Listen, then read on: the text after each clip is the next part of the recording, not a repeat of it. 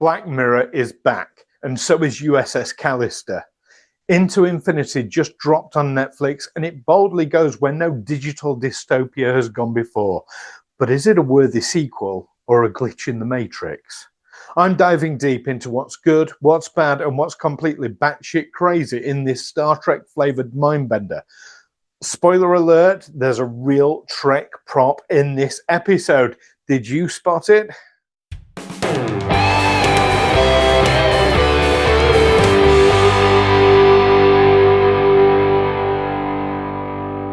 Now, before we dive into Infinity, we need to go to Red Alert because we have spoilers for this Black Mirror episode. So if you haven't seen it yet and don't want to know what happens, pause this video right here, go watch it, then come back to see if you agree with my picks. Okay, so if you're still here, we can proceed. Let's start with a brief recap of what the episode is about. USS Callister Into Infinity picks up with Nanette and the crew still trapped in this twisted digital universe, but things have changed. Daly's gone, but now they face a galaxy teeming with 30 million unpredictable players and a brutal cost of existing crisis that forces them into space piracy just to survive.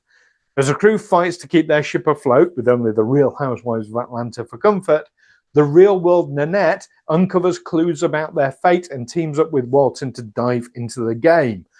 What follows is a wild collision of reality and simulation, exploring identity, consciousness, and whether our digital selves are just as real as the ones walking around in the flesh. So first off then, what was good about this episode?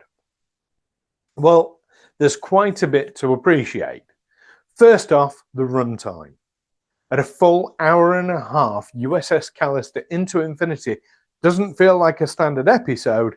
It feels like a full-blown Black Mirror movie. It's cinematic, immersive, and allows the story to breathe in a way that's rare for episodic TV. You can tell they knew this one was going to be special. Next up, the comedy, which really hits. I've got to give a shout out here to Caveman Walton and his bizarrely brilliant bond with Rocky, his castaway-style companion. I mean, that entire survivalist setup gave me serious Wilson vibes and had me properly laughing. Dark comedy done right. And let's talk ethics. One of the strongest moments is when Nanette faces the ultimate choice: sacrifice herself in the real world to save the digital versions of her crew.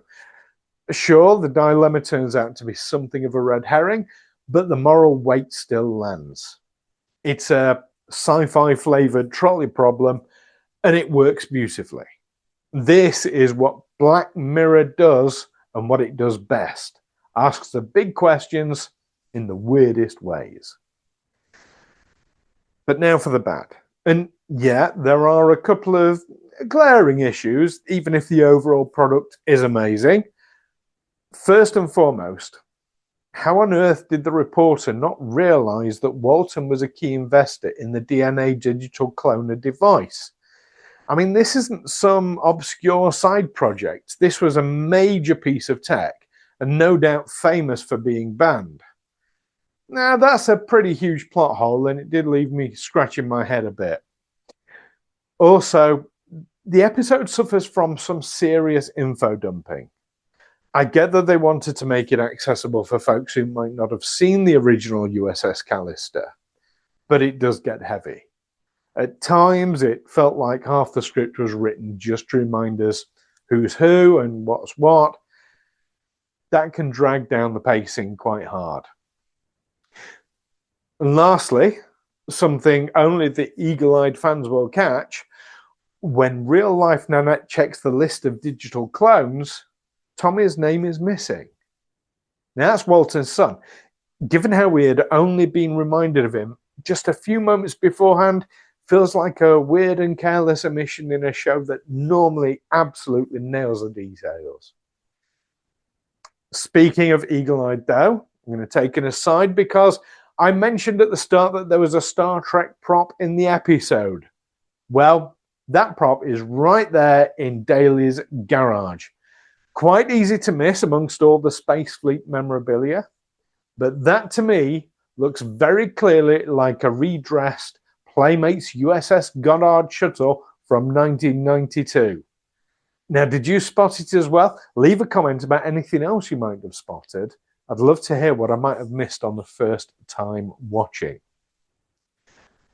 Finally, though, let's get to the batshit crazy because, oh boy, this episode brings it. Starting off with football.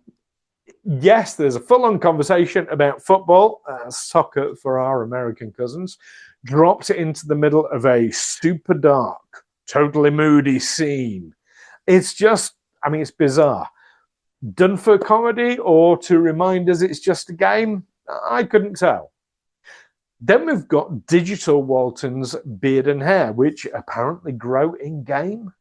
I have so many questions. Is someone coding follicle physics into this sci-fi sandbox, or are those avatars secretly on autopilot barbershop mode? It's such a weird flex that it ends up feeling almost like an accidental gag. And finally, the moment that absolutely floored me, real-life Nanette getting hit by that car. I literally gasped. It's so sudden, so brutal, and it completely shifts the story. 1 second, she's the key to resolution, and the next she's splattered on the road. That twist changed everything, and it's the kind of batshit gear shift that Black Mirror lives for. So what do you think? Was Infinity a brilliant homage, a tech horror train wreck, or something else entirely? Drop your own good, bad, and batshit takes in the comments.